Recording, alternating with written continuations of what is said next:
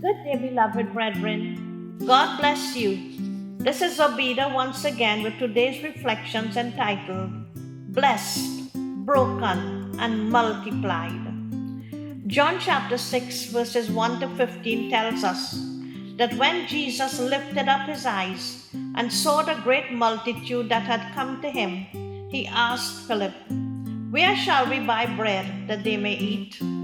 Scriptures say that he just said this to test Philip's faith, since he already knew what he was going to do.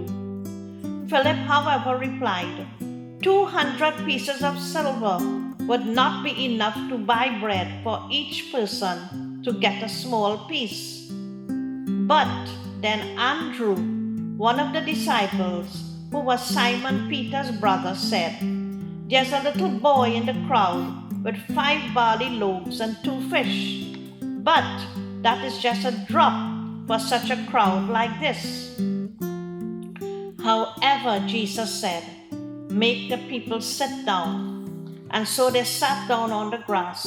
It was well over 5,000 of them. Jesus took the bread and gave thanks. Then he broke it and gave it to his disciples to distribute. He did the same with the fishes, and everybody ate as much as they wanted. When the multitude was filled, Jesus told his disciples to gather the leftovers so that nothing is wasted. And that what was left over filled 12 large baskets. You know, beloved, I always admire the simplicity and down-to-earth attitude of Andrew.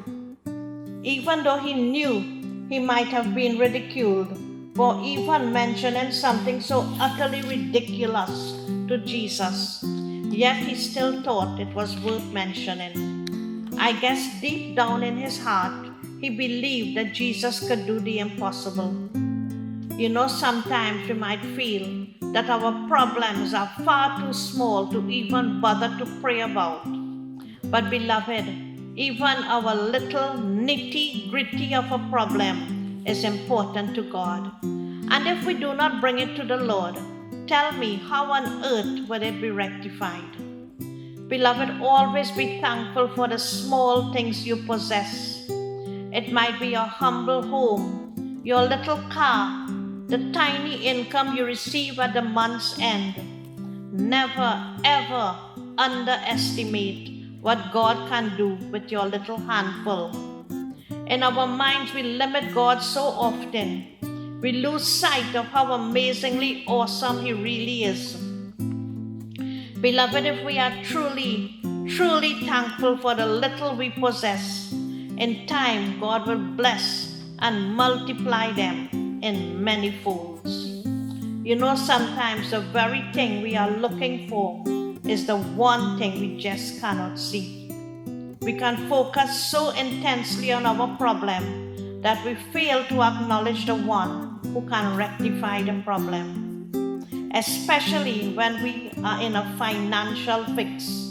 All we think about is how much money is required to meet our needs. We become like Philip.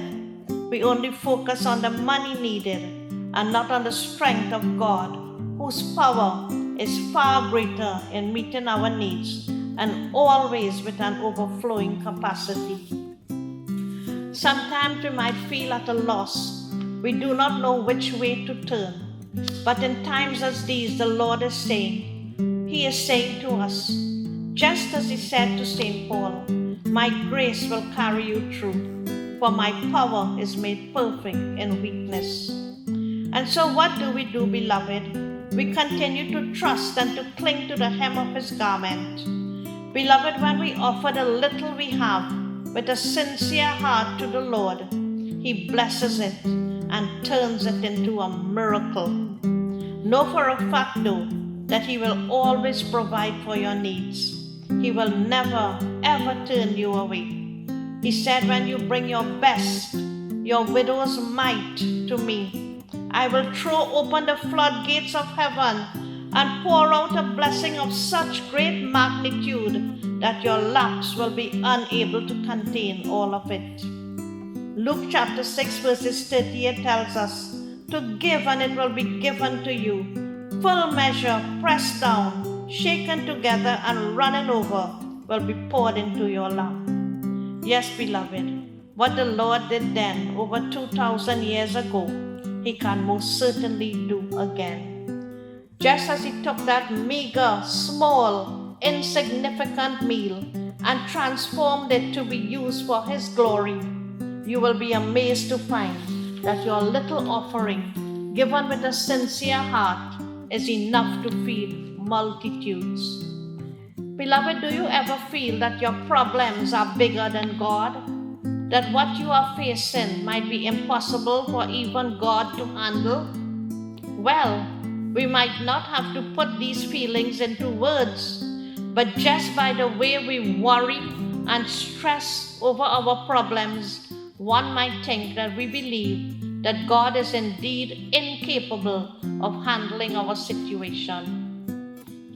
Beloved, when we face situations as these, speak to your problem. Tell it that it has already been defeated by a God who is mightier and greater than any problem, that nothing is impossible for Him. Beloved, if God can take a mass of chaotic nothingness and create this vast universe, if He can part the raging waters of the Red Sea so that over 3 million Israelites can cross over on dry land, if He can conquer death, hell, sin, and the grave, and give Satan the thrashing of a lifetime and a good old kick in the butt, and claim victory by the way of the cross, then He can most certainly take care of any situation you might face.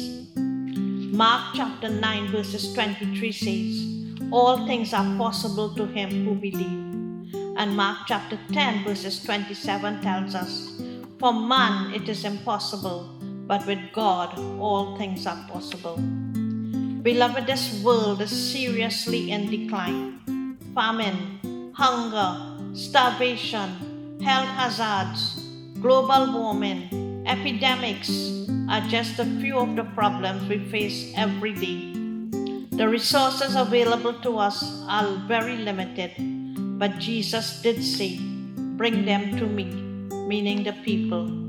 Beloved, each one of us can do our part from our own little corner. If we are to bring this fallen world to Christ, it begins with each one of us.